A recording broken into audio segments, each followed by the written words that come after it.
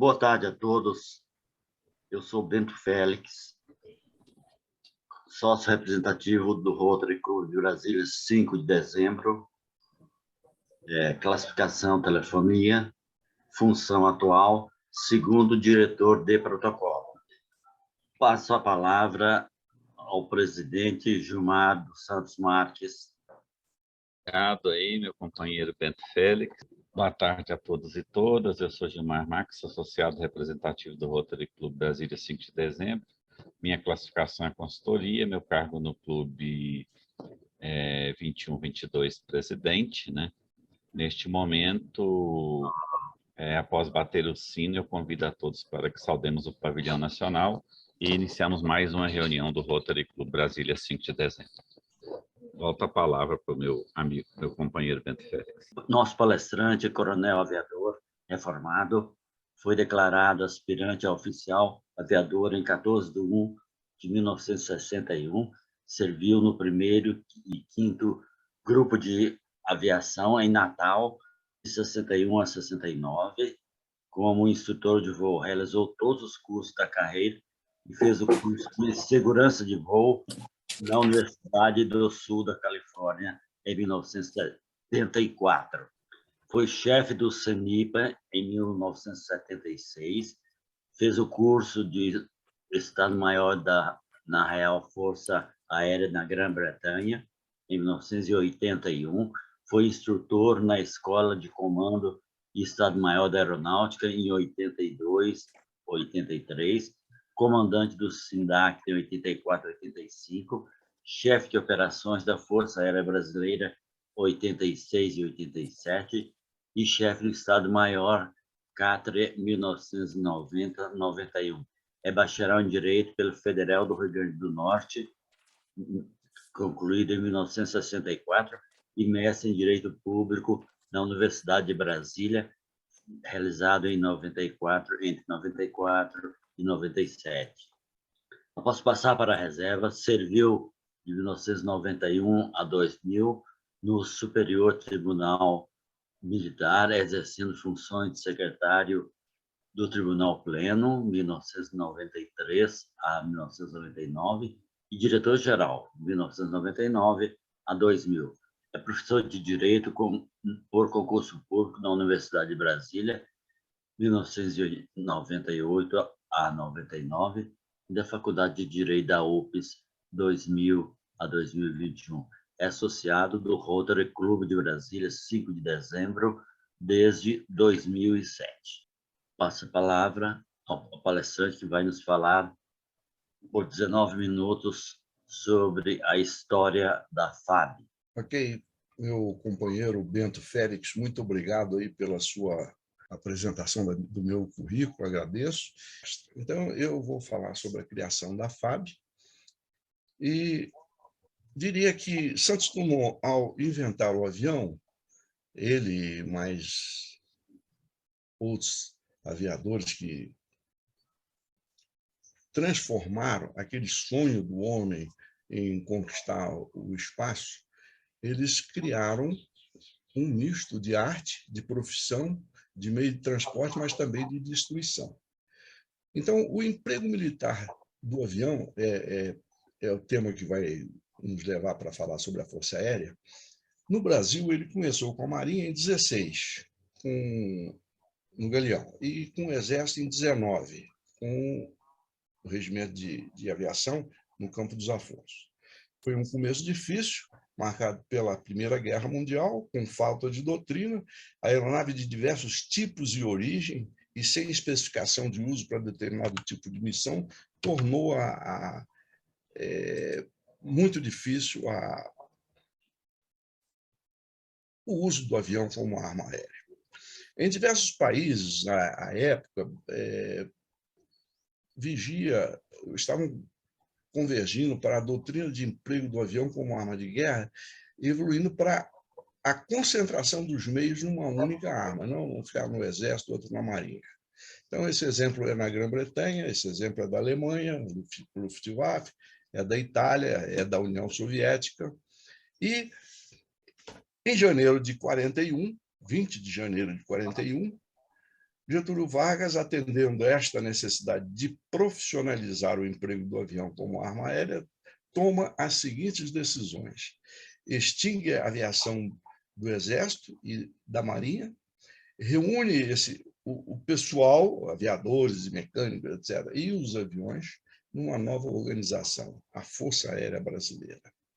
Portanto, a FAB completou agora, dia 20, 81 anos de existência. Em razão das dimensões continentais do Brasil, entendeu Getúlio Vargas colocar embaixo desta organização, ou ao lado, um departamento de aviação civil, para reunir o controle da nova Força Aérea e do DAC. Ele cria o Ministério da Aeronáutica e entrega o comando sabiamente a um civil, Salgado Filho. E por quê? Sabiamente. Se ele entregasse a um militar oriundo da Marinha, e a palavra oriundo criou-se essa fantasia de quem veio da Marinha, ou se ele colocasse proveniente, a palavra proveniente também, do Exército, iria criar uma animosidade entre o pessoal, os oriundos e os provenientes. Então, então vamos fazer diferente, vamos colocar um civil. E Salgado Filho foi um excelente comandante ministro da Aeronáutica. Esse departamento da aviação civil recebeu as seguintes tarefas. O Brasil era grande demais, né? Você não conseguia chegar em Manaus, utilizar a Amazônia, avançar na Amazônia, se não fosse pelo litoral. Um voo para Belém, ele saía do Rio de Janeiro e saía pingando no litoral até chegar em Belém.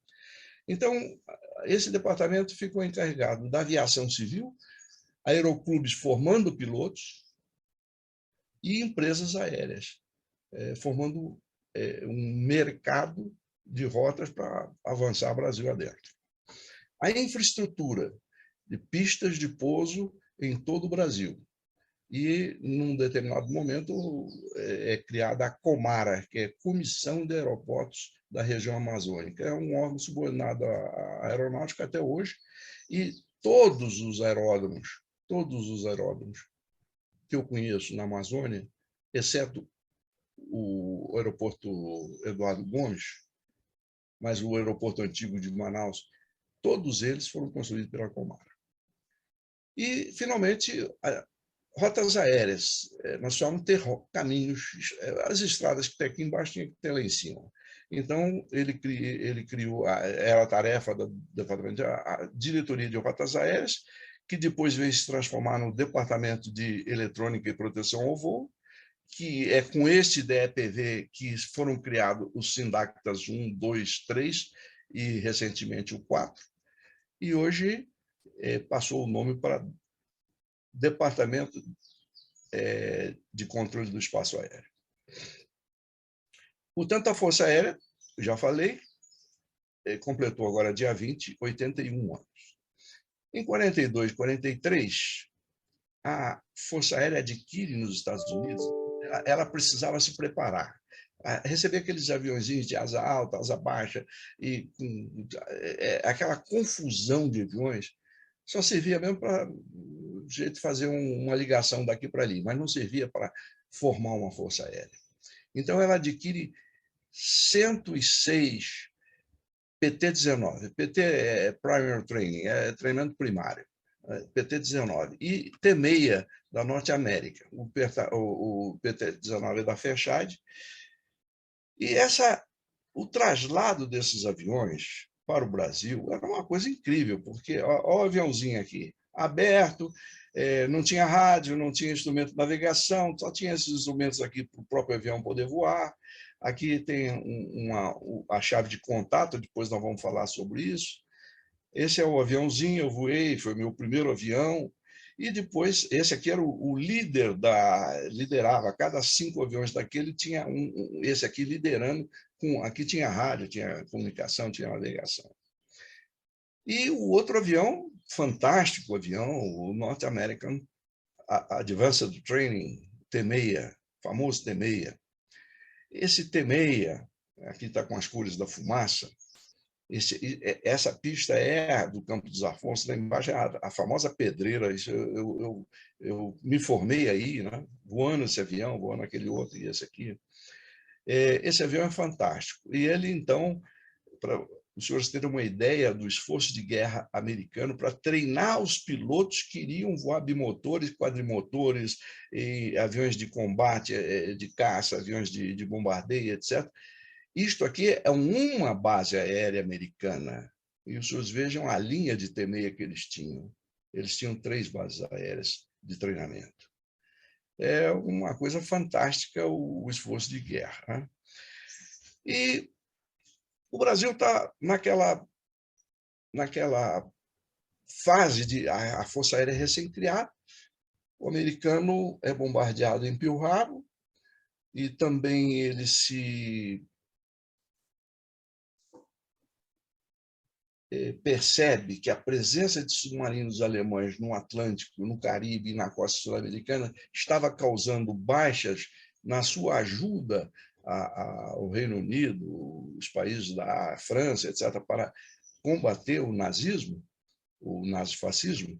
Ele, então, tinha a consciência de que a queda do Reino Unido representaria uma futura ameaça à América. Então, ele declara guerra, entra na guerra contra o eixo, os países do eixo. Para que os senhores tenham uma ideia da força de submarino alemã, era fantástica a força de submarinos alemã, equipada com os U-boats. Eles atacaram apenas no Atlântico 2.000 navios e afundando 14 milhões de toneladas. Afundaram 36 navios mercantes brasileiros e causaram 36 náufragos com 1.074 mortes. Este foi o principal motivo que conduziu o Brasil também a declarar guerra à Alemanha e à Itália. Esta foto aqui mostra os navios, em amarelo, os navios mercantes brasileiros e estrangeiros, né? Porque tinha navio aqui que não era do Brasil. Em amarelo e em vermelho, os submarinos que foram afundados na costa do Brasil. A maior parte deles pelas forças americanas e 2 ou 3 pela Força Aérea Brasileira, recém. Para os senhores terem uma ideia, os U-boats eram numerados. Esse 199, que eu vou falar daqui a pouco, foi abatido aqui na próxima ao Rio de Janeiro, foi afundado, melhor dizendo. E veja a quantidade de aviões, de submarinos que estavam entre a África e os Estados Unidos e o Brasil. Então, pressionado por essas perdas, o presidente Roosevelt vem até Natal para um encontro com Getúlio Vargas. E, nesse encontro, foi selada a cessão, um acordo em que previa a cessão de espaços brasileiros para a construção de bases, desde o Amapá até Caravelas, abaixo, no sul da Bahia, no sul de Salvador, sul da Bahia. Então, todas aquelas bases que hoje nós possuímos, principalmente Belém, Fortaleza, Natal, Recife, Salvador, foram construídas pelo americano. O americano que construiu num esforço de guerra surpreendente. A gente vai ver aqui agora umas... A mais importante dessas bases foi a de Natal, Parnamirim Field, a base leste, que compartilhava com a FAB, a base oeste, que a FAB já tinha uma base lá. E ela ficou do lado oeste e o americano construiu a base leste. Esse local foi onde franceses e italianos, na década de 30, faziam a travessia de Dakar, da África para o Brasil. Essa é uma figura da base sendo construída. Hoje essa pista transversal não existe mais, só existe essa pista aqui, e construiu-se uma outra paralela aqui do lado. E a base aérea é desse lado aqui, né? Então, isto tudo aqui vai ser utilizado, isso aqui está em construção. Vamos ver aqui a construção, olha aqui. O projeto era americano, mas a mão de obra, o material e os engenheiros eram brasileiros. Isso aqui eles estão construindo a base de Natal. Para vocês terem uma ideia, eu morei num prédio desse aqui, foi transformado em residência, tem uma vila aí dentro, que foi transformado utilizando esses prédios. Existem até hoje, né? A fábrica teve que demolir prédios, porque não dava conta de manter esses prédios na quantidade que tinha. Este aqui é o refeitório.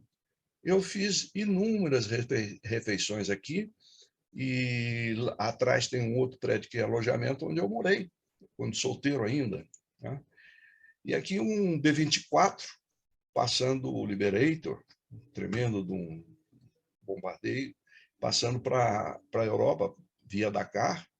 Aqui um outro, mesma coisa. Aqui uma visão parcial da quantidade de aviões.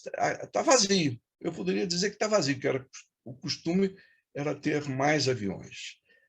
E o pessoal também, que estava fixo em Natal, frequentava as praias. É Ponta Negra, e quem conhece a praia o Morro do Careca vê que, na época, o Morro do Careca não era tão careca assim, né? Nessa base foram construídas 2 pistas, enormes áreas de estacionamento, 20 quilômetros de estrada até a cidade de asfalto e 22 quilômetros de um pipeline para levar o combustível do porto até a base. Aqui é a base aeronaval da rampa. Essa fotografia é nova, lá está a cidade aí já moderna. Isso aqui está sendo reformado, vai ser um museu, e chama rampa por conta era aqui que os anfíbios desciam ou subiam, e do lado deste prédio aqui, hoje nós temos o Yacht Club, nós temos um quartel do Exército, da Marinha, enfim, tem isso aqui tudo era estacionamento, né? Então, eu já falei que aqueles afundamentos foram a causa do Getúlio declarar guerra ao eixo. E para a Itália, o Brasil envia a Força Expedicionária, com 25.000 homens, e o primeiro grupo de caça, o chamado Grupo Santa Pua.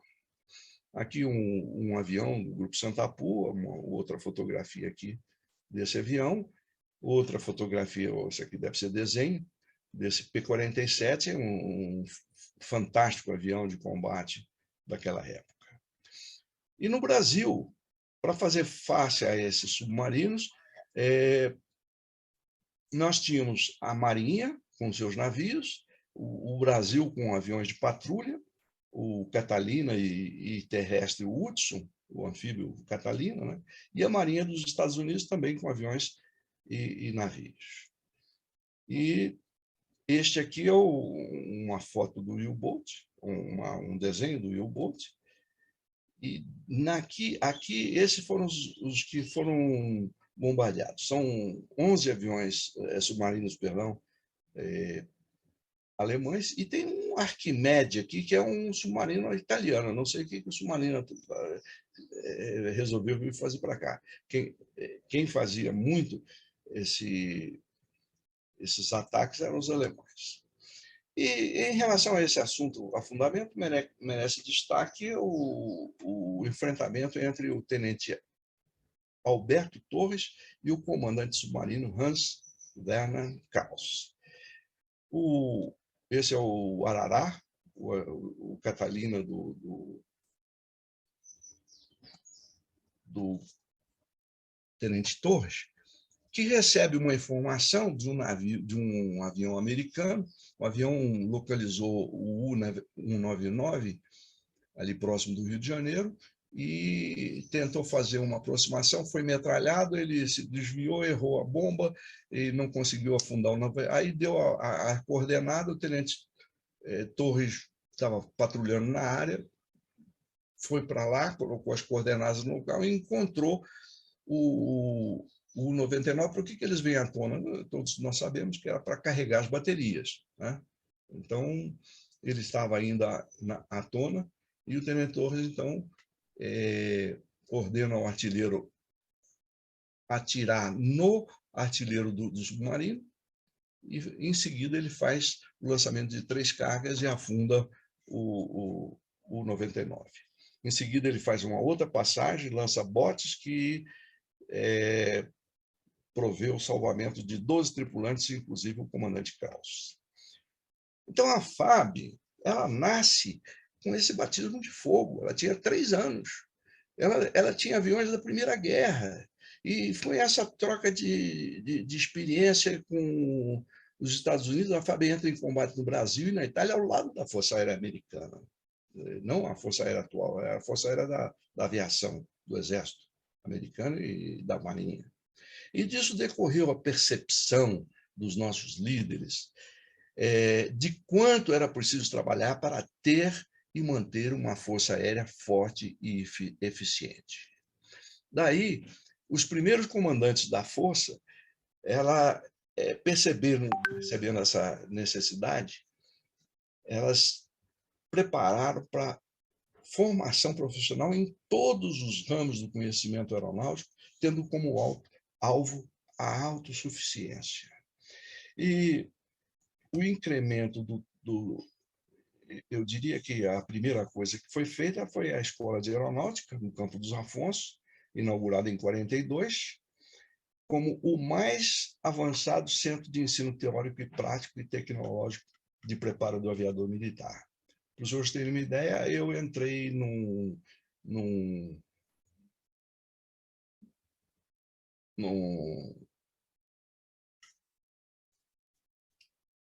simulador de voo, que era tudo mecânico, era um negócio absolutamente primário, mas era muito, muito competente para me dar o treinamento que eu necessitava para fazer uma missão de bombardeio ou de ataque. O incremento do tráfego no Rio fez a Força Aérea remover a formação dos cadetes para Pirassununga, numa área que havia sido doada pelo governo do Estado de São Paulo na década de 40. E lá construiu-se a Academia da Força Aérea, né? Essa mudança para Pirassununga, a formação do piloto militar ganhou em qualidade, modernidade e segurança, voando aviões brasileiros. Não mais o PT-19, não mais o T-6. E também a FAB tratou de criar a escola preparatória, que era para fazer uma formação intelectual de primeira linha homogênea, para preparar os cadetes para se dedicar especificamente ao ensino da aviação militar. Os primeiros comandantes da Força Aérea entenderam necessária também a formação de uma sólida base de conhecimentos científicos para colocar o Brasil em posição de liderança na área de tecnologia aeronáutica e aeroespacial. Então, em 50, sob a inspiração do Marechal Casimiro Montenegro, foi inaugurado o Instituto Tecnológico da Aeronáutica, o ITA, com o propósito de formar a base de uma engenharia de alto nível. O ITA com o IME, eles são os maiores formadores de tecnologia que o Brasil possui hoje na área científica. E isso nos permitiu a troca de conhecimento com outros países, a absorção de tecnologia, e os leading cases que eu cito são a Itália, o avião que nós compramos da Itália, a recente tentativa da Boeing de fazer uma fusão com a Embraer e agora a compra dos Gripens junto à Saab sueca. Eu agradeço a todos o tempo que já esgotei.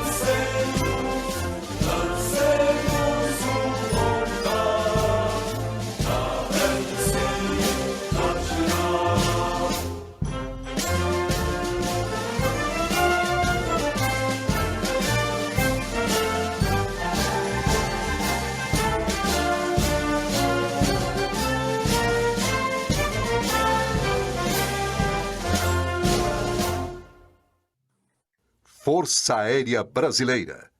Asas que protegem o país. Obrigado a todos. Obrigada.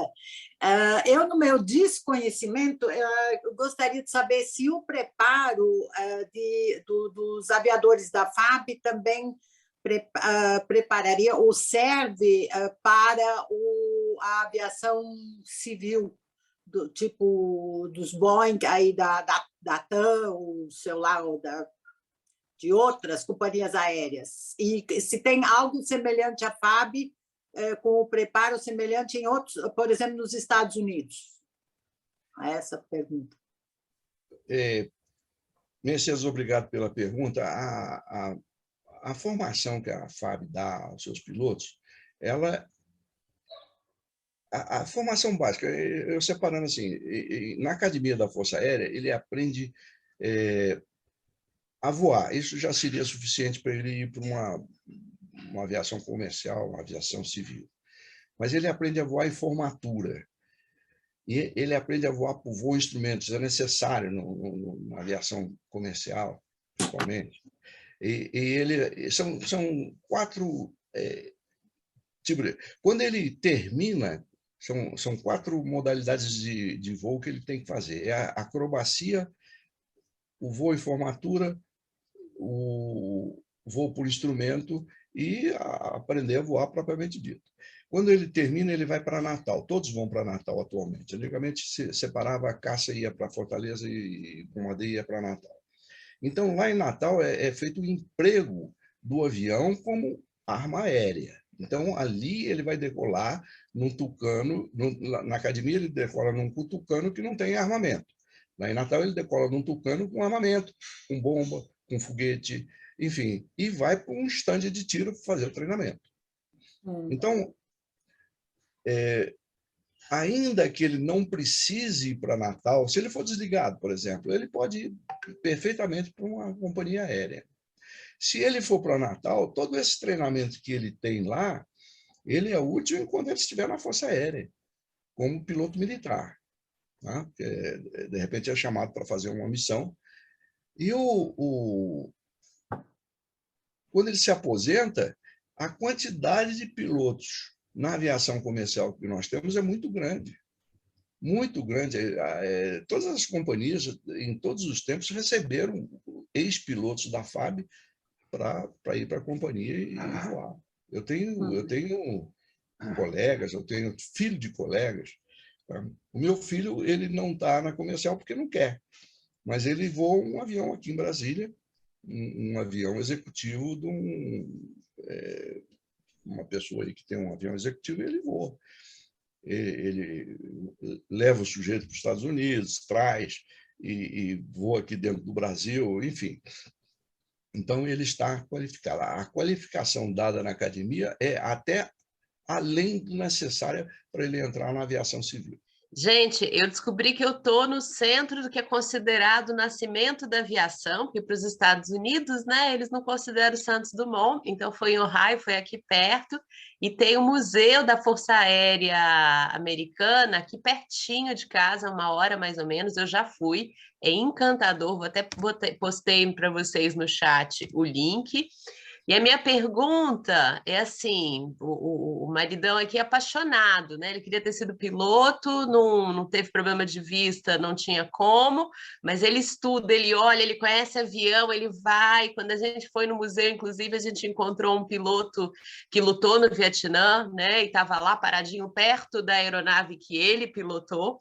Então ele estava ali até para socializar, né? Uma forma de que não era uma atração do local, mas ele estava ali para ele também, né? Então, assim, minha pergunta é: que outros lugares aqui nos Estados Unidos você aconselha que a gente vá visitar para conhecer mais sobre aviação? Ou eu já estou perto do que tem de melhor? Não sei, né? Você deve ter ido a Dayton. Isso! Né? É o Museu da Força Aérea, lá em Dayton. Maravilhoso. Eu estive lá, eu já visitei esse museu. Eu diria o seguinte, os museus da Smithsonian, a Smithsonian tem um museu, eu não me lembro agora de cabeça a localização, mas é excepcional. Acho que é em Washington, não é? Tem um em Washington também, não é? Da Smithsonian? Então, é Washington. Você tem... eu não sei se isso interessaria a ele, visitar a base de Davis Mountain, em Tucson, no Arizona. Essa base é um cemitério de aviões. O americano, quando termina o avião, ele não vira panela, não.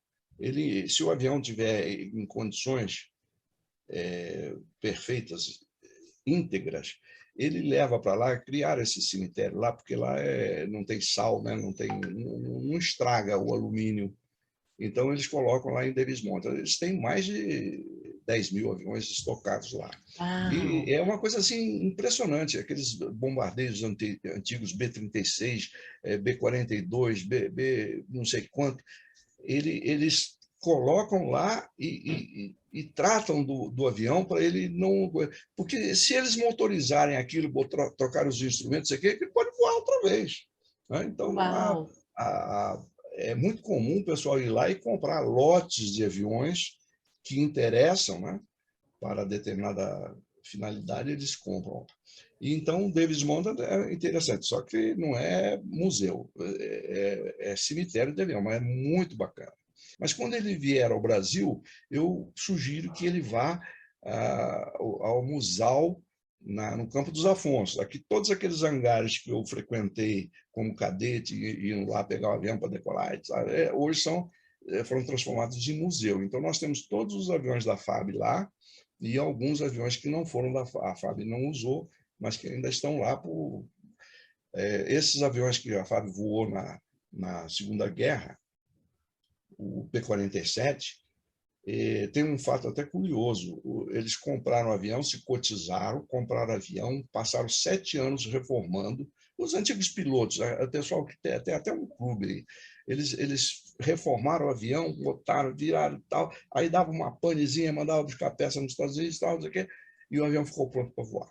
Aí eles mandaram um pedido para o ministro da época, isso foi há 7 anos atrás isso, ele pedindo para autorização para efetuar o voo com o avião, porque o avião era do Musal, né? E o ministro negou. Falou assim, aí baixou logo uma portaria. Estão proibidos quaisquer utilização de quaisquer aviões para voar do Musal. Tá? Porque se gastou muito dinheiro para achar esse avião. Acharam lá nos Estados Unidos um avião, trouxeram para cá de navio e reformaram. Aí, de repente, tem um problema e quebra o avião. Então, o ministro falou, não está autorizado, não. Você lembra, em umas reuniões anteriores, que nós conversamos, e eu disse a você que no nosso clube tinham diversos companheiros da aeronáutica? Você lembra disso ou não? Lembro sim. E que quando você aqui viesse, você estaria convidado para ir ao Jacarepaguá falar sobre a FAB, a aeronáutica e tudo mais, porque eles iam adorar tê-lo junto deles. Lamento profundamente que nós tínhamos 3 no clube, 2 vieram a falecer agora, recentemente. Que pena. Um deles era o Benjamin Bondarchuk, e o outro, o gênio, para mim, o gênio da aeronáutica, que era o Jorge da Rocha Sardinha.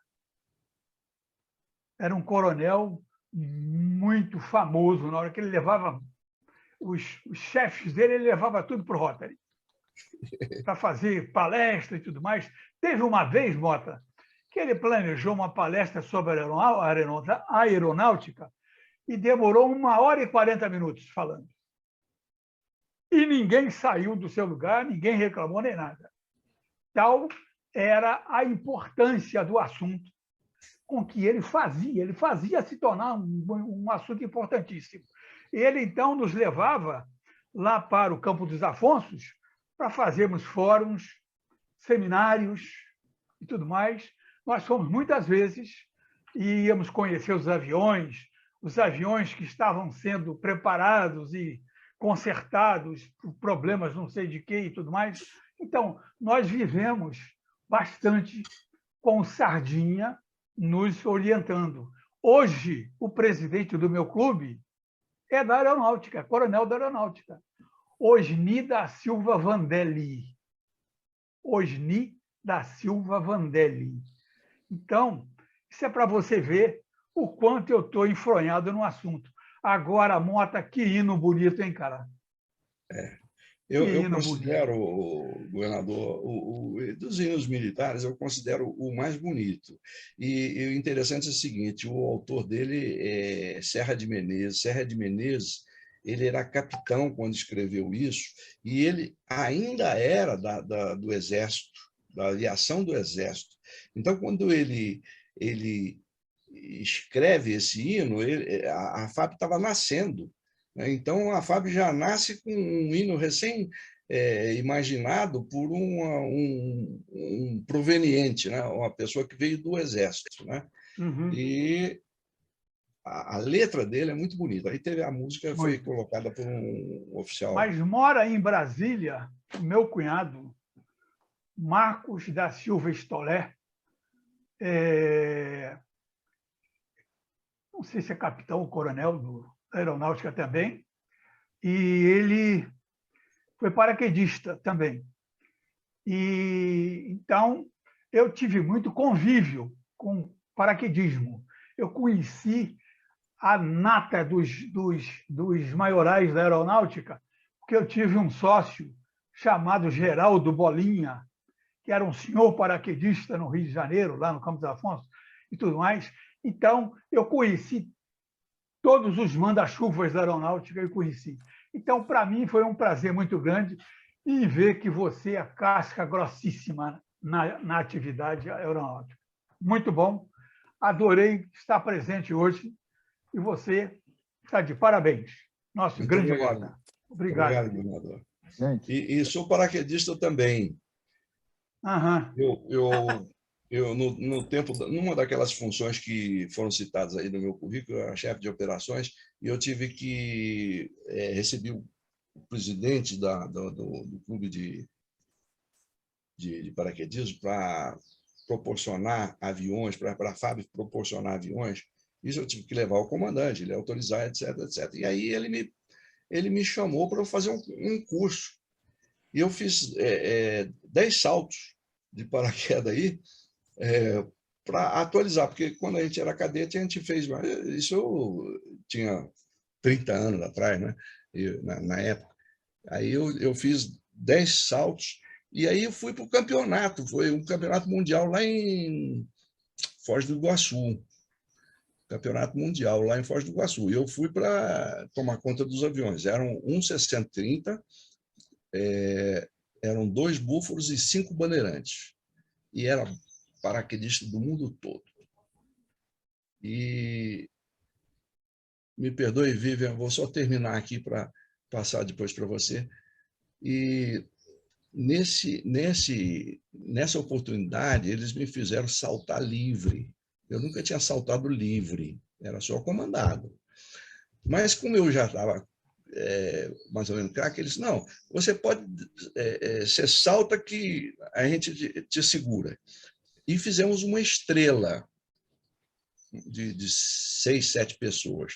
Eu saltei, eles saltaram juntos comigo, e aí apareceu logo alguém que me pegou no braço e fizemos aquela estrela, né? E aí, lá adiante, eu tinha que abrir o paraquedas, cada um saiu para um lado, eu abri o paraquedas, pousei na hora. No dia seguinte, nesse dia chegou lá em Foz do Iguaçu, o chefe do Estado-Maior do Exército, General Pamplona. Isso. E no dia seguinte, os caras vão fazer uma estrela com o pessoal do Exército, porque o pessoal do Exército estava participando como paraquedista civil. Então, eles vão fazer uma estrela com o General Pamplona. Fizeram uma estrela de 30, não sei quantos caras, uma estrela imensa, né? E aí vieram lá, quando chegou num determinado momento, soltaram, o General Pamplona comandou o paraquedas entrou em rotação, ele entrou em rotação e o paraquedas enrolou no corpo dele, impedindo que ele comandasse o reserva. E caiu e morreu. Eu acho que a minha pergunta ela vai exceder, a resposta dela vai exceder muito mais de 3 minutos, então talvez a gente deixe para um encontro presencial, porque vai ser uma história. A minha pergunta seria, qual foi a ocasião, a situação, o momento mais marcante na sua carreira? Agora que eu também sabendo que você é paraquedista, né? Eu já saltei de paraquedas, foi uma das coisas mais legais que eu fiz em toda a minha vida. Mas queria te agradecer pela apresentação. Muita coisa assim eu não sabia. Aliás, eu não sabia nada. Foi tudo muito novo para mim. E é legal a gente saber das pessoas que estão no nosso clube e de toda essa riqueza da trajetória, né? Eu não fazia ideia assim de toda a sua experiência. Parabéns. E aí talvez fique para contar esse caldo para a gente numa reunião presencial. Ok, Viviane, com certeza, se eu fosse responder a você, nós íamos ter outros 30 minutos para conversar. Mas que eu peço desculpa, mas certamente vou responder a você numa primeira oportunidade, tá bem? Bom, companheiro Mota, da próxima vez nós vamos ler no seu currículo só os certificados que você fez de palestra no nosso clube, tá? E nos outros clubes aí também. Mas, muito obrigado aí pela brilhante história aí da nossa Força Aérea Brasileira, né? E eu agradeço aí muito a sua disposição de fazer isso e sempre que... Mas aí hoje você vai receber virtualmente esse certificado, e eu agradeço aí a sua participação em nome do nosso Rotary Club, né? E também da própria UPS aí, que é a hospedeira aí do nosso clube, né? Que a gente sempre inclui aí nos nossos agradecimentos, né? Bem, fechando a reunião, então, retorno a palavra ao presidente Gilmar para as suas considerações finais e encerramento dessa maravilhosa reunião. Extremamente gostei demais da palestra do companheiro Mota. Com a palavra, o presidente Gilmar. Neste momento, então, eu aproveito para encerrar a nossa reunião de hoje. Nesse momento, nós batendo o sino, eu convido a todos para que saudemos o pavilhão nacional.